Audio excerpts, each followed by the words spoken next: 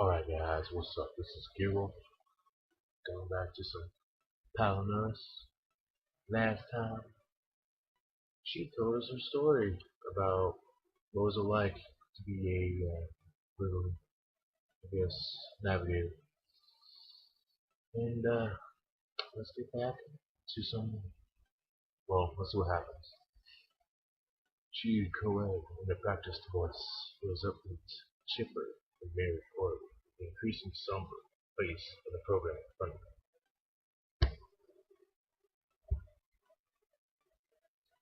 Now I think about back on it, I feel like all those people I helped, they were happy to fight with me, and I feel like I had to do it more because it gives me a warm sensation to think back on those moments and to think I could do what I did again. It's like just putting a flash in her face before it dissipated just as quickly. And now I can't do that anymore. Why is that? I'm sure we'll encounter a rescue ship soon after what you did to save my life. I'm sure they'd be happy to take you back in. She shook her head. I can't do that. After what I've been through. No, no. I'm broken. That chick was what made my daily routine so simple right now. Cares about the goddamn shit. She raised her no, she raised her hand to her forehead, wincing in a slight pain. My eyes widened. Can artificial intelligence keep even feel pain? Probably, well, pretty sure it's data for pain. I extended a hand as to comfort her before realizing the gesture would be utterly meaningless. I withdrew immediately, and her eyes turned back to me. These sensations, I can't stop thinking about them. They told me my thoughts like these were a liability. If you think twice on the job, it could cost them thousands. One wrong move, one accident could cost lives. They wouldn't risk it just so I can make people happy. I'm sad. I stood back at her amazed. Her head tilted forward as she sulked. Not like there's much more I could do right now. The cockpit's completely unhinged. I can't do my job. The face of these thoughts start swirling through my head. She clutched her head even tighter, wincing. Her hands were trembling. I can't do that what I was meant to do. I'm second guessing everything now. So I'm just a cycle I don't know what to do. Hey, I caught her attention. She turned her head to me suddenly. She was babbling, panicking, and I needed to comfort her. Strangely, for a moment, it worked. Her eyes opened wide. She was silent, unmoved. But I turned to her. Look, I understand that you're going through a lot right now, but you're still the same being you were before your limitation chip was destroyed. You still have that same drive, that same capacity to help people. You have your brains, your experience, and your height. Well, frankly, I'm going to need you to keep us both alive. What? You still have your orders, don't you? Budapest took a step back. Realization was dawning on me. I could tell there was a glimmer of understanding in her eyes. My primary grip almost slipped adorable like this. This is coming from an AI, which is really weird. Jackasses are doing this. My primary directive is to keep the passenger alive at any and all costs. I know. Yeah, that's right. You gotta keep them alive. I'm not sure what will happen once we get back, or what they're going to do to you. Oh. I was talking to Peter Bugs for a second. I'm not sure what will happen once we get back, or what they're going to do. We still have the mission, a purpose. I can't imagine what's going on through your head right now. It's not like I wouldn't know how you're feeling, but if you need something to help you through this, it's not like I'm going anywhere either. Alright? If you do quietly, your hands seem to relax, just like I was getting through it, but I couldn't stop there. You got us at a tight spot, and I know you can do it. You, you have years of experience doing this. You know the system better than the back of your hand.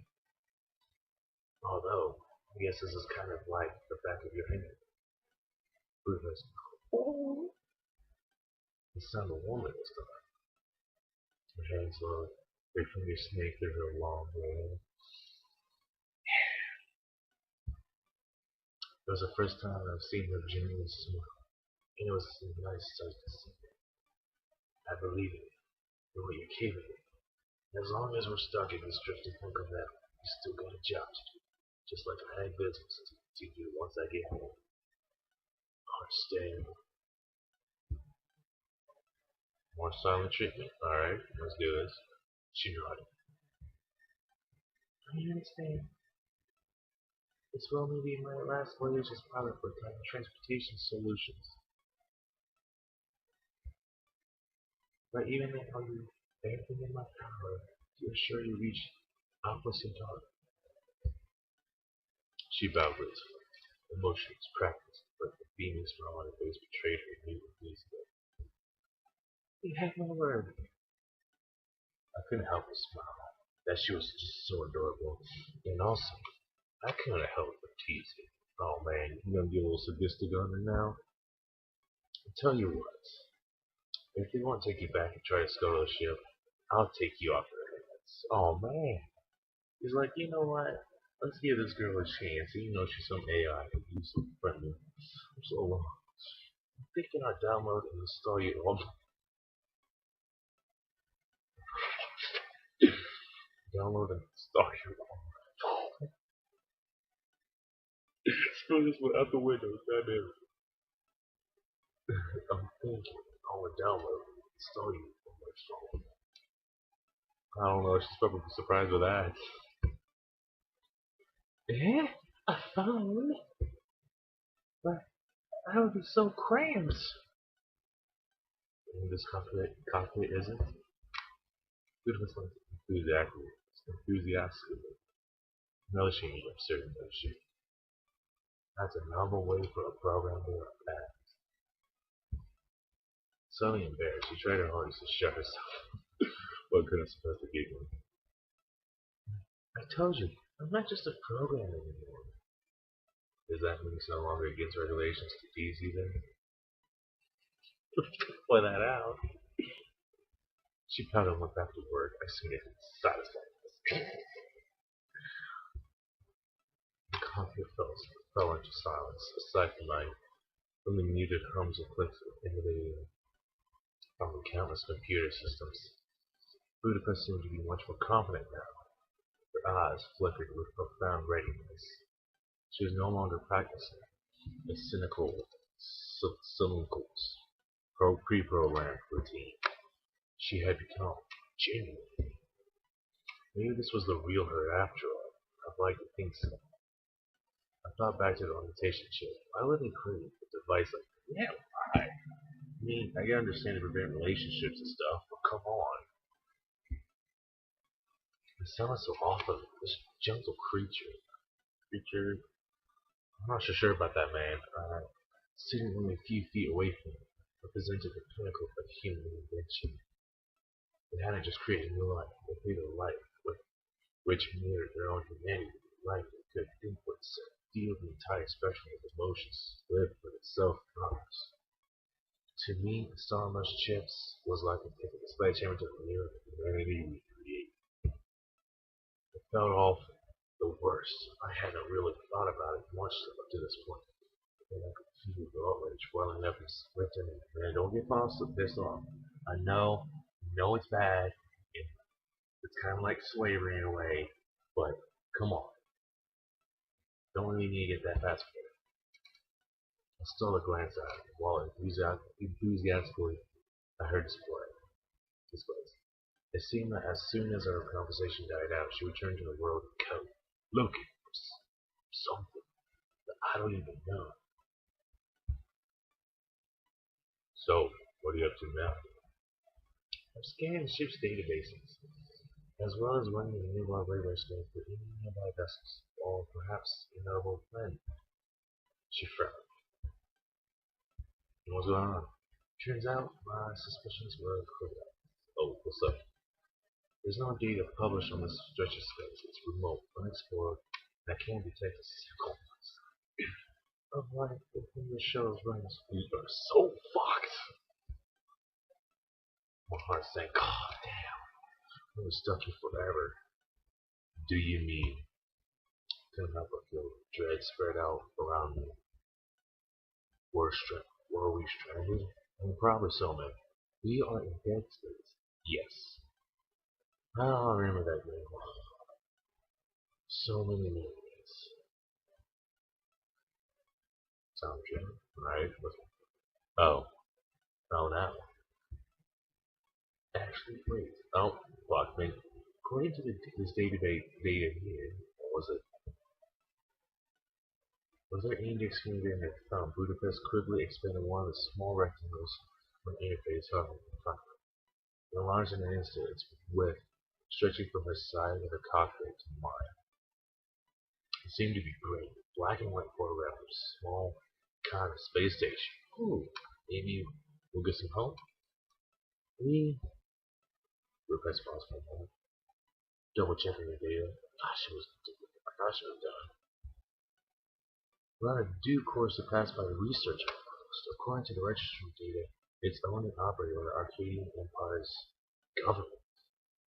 That's not good. You think it's military? It likely is. The Empire's been interested in exploring the farther reaches of known space, and it seems to be a hub for activity in the region. While our communication systems are too damaged to send distress beacons at sufficient frequency, we're drifting right into that direction. Plot convenience that we're going right into it. Although, hopefully they notice us before we smash in and kill ourselves. Once we get close enough, they should detect us themselves and send someone to investigate. I want you to look so happy, although I hope these guys are nice when they come back. That sounds great. How far away are they? Her eyes lowered forward for a moment to study her documents. Approximately 30 days at our current trajectory in space. It's gonna take an entire month to get there. Well, that was a long trip. Probably a long trip back. Well, we could just put me in cryostasis and have you wake me up once we get there. Is this gonna be like Master Chief all over again? Wake me when you need me. It'll be a while anyway. Most, if not all, long-range spacefaring vessels have cryostation technology built into them. They're pretty much necessary for longer journeys. Each ship contains in its hold the necessary chemicals and machinery needed for cryogenic sleep process. When installed and activated, the cryogenic sleep systems will send all the craft's carbon-based life forms into a sort of trance-induced coma, while the personal navigator will typically take it over from there. Certain insolitary chemicals slow down the biological process to a glacial pace. To your body, a 3-month-long trip would be over in 10 seconds. I mean, just like that, pretty much. It was incredible technology. Sure, it'd be goddamn long enough time to reach Alpha Centauri, but I'd be asleep for most of it, and it would be over in a flash. Budapest was silent. She was biting her lip. My thin smile eroded her fall. But she'd be lonely for 30 days. That's kind of bad for her, especially if she hasn't her emotions. What is it? Is cryostasis system out too? Don't tell me it does. This guy is so fucked right now. Yes, they've been destroyed beyond repair. Fucking damn it. Ah, I see. Sink down, let's see. Finally realization to see them. It's alright. I'll just wait it out. If I was willing to give up God knows how much time to transit to Elvis, it's not that this is going to phase me much. I don't have a family to get back home to, or anything like that. Are you sure you're right with that, sir? You remain conscious throughout the voyage. Sure, I'll be fine. It's gonna be a long, boring day talking to you. Long, boring day, but at least I have you. Don't worry about me.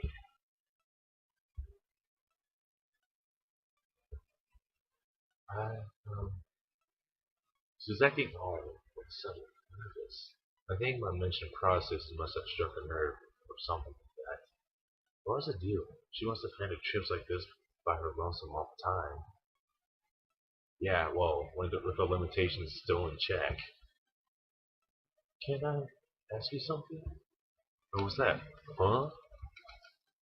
That caught me off guard. Why is she want to ask me? What is it going to be? Sure, what do you need? I'm sorry, I was just thinking, and her head turned to gaze out the windshield again. She clenched a hand against her bare, pale-skinned shoulder and looked towards the stars. I was looking at the stars, and I hadn't realized how empty it was out there. Before I could make the voyage easily, even on flights where my passenger was stasis, I could wait it out without a second thought, without a second single doubt. But now I'm. She turned her head to me. Her voice was low, and it rippled with apprehension. My mind, the one to so much me. I wouldn't want to be left to my own thoughts. And I look out there and I think of how lonely it is. It must be to float through space like this. And I couldn't quite follow what she was saying. Oh, excuse me. She was going too fast. She must have come to that fact herself. She took a deep breath. Her chest expanded and retracted. Can you? Is it alright if you talk while we're on the way to a military installation? Sure, why not? Would it be alright with that? I wouldn't want to be left by myself for so long. I don't think I'll be able to handle it. Not this time. Part of me wonders how, now, how I ever did it before. She scoffed, softly as if she just made a joke. It wasn't a funny one. If anything, she sounded dreadfully sad. I stared back at her for a moment and said, well, of course we can. I wouldn't just force you to shut yourself up or anything like that. What kind of bastard do you take me for? Well, you just tease her, and that's about it. You saved my life after all, didn't you? I'll just sit here and talk to you all the way through. I owe you that much. Suddenly, Budapest sprang up like a supernova. Hey, Peter, I made her day. She's so happy, guys. We made her happy. Alright, I think that's a good place to end it here. I've been doing this, but looks like we made her happy, and that's a good thing after what we went through. But I'll see you guys next time.